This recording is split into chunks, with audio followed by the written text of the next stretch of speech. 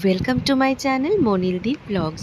আবারও একটা নতুন ব্লগের সাথে চলে এসেছি। সকাল সকাল শুরু হয় আমার 1 কাপ চা আর 2টো বিস্কিট দিয়ে, সেটা তো তোমরা জানোই।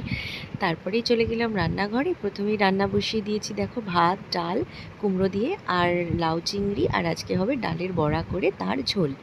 তারপরে ছেলেকে নিয়ে স্কুলে বেরিয়ে গেলাম। স্কুল থেকে আমাদের দোকানটা কাছেই, সেজন্য দোকানে চলে গিয়েছিলাম। স্কুলে দেওয়ার পর বসে চা খাচ্ছি। আজ সকাল সকাল কিছুই খাওয়া হয়নি। তারপর স্কুল থেকে ছেলেকে নিয়ে 3 ঘন্টা পর ফিরে বাড়িতে এসে টুকটাক কাজ সেরে খেতে বসে পড়লাম। আজকে ভীষণ গরম পড়েছে। তো আজকে আমার ছিল যেটা আমি খেয়েছি আর কি, সেটা হচ্ছে আমার আগের দিনের একটু কলমি শাক ভাজা ছিল, তার সাথে ছিল একটু লাউ চিংড়ি, আর ওই ডালের বড়া দিয়ে যে ঝোলটা করেছিলাম ওটাই। ব্যাস এই দিয়ে খাওয়া দাওয়া সারা হয়ে গেল। তারপর সন্ধেবেলায় ছেলেকে নিয়ে পড়তে বসিয়েছি। ছেলেটা কিন্তু আমার আস্তে আস্তে যে বড় হচ্ছে সেটা আমি নিজে রিয়েলাইজ করতে পারি। কারণ আগেও একদমই আঁকতে জানতো না, মানে রঙও ঠিক করে করতে পারতো না, বাট এখন কিন্তু ভালোই পারে। সেটা দেখেই আমার ফিল হচ্ছে যে কত তাড়াতাড়ি বাচ্চারা বড় হয়ে যায়, আর এই দিনগুলো কত তাড়াতাড়ি চলে যাচ্ছে।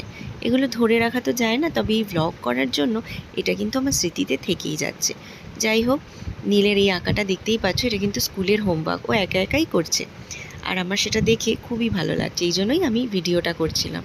তো যাই হোক, সারা দিনটা তো সেইভাবে পুরোপুরি দেখানো গেল না আজকে, বাট খাপছাড়াভাবে যেইটুকু পারলাম তোমাদের সাথে শেয়ার করলাম।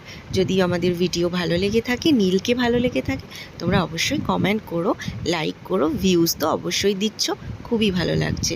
আর চ্যানেলটাকে একটু সাবস্ক্রাইব করে দিয়ে আমাদের পাশে থেকো।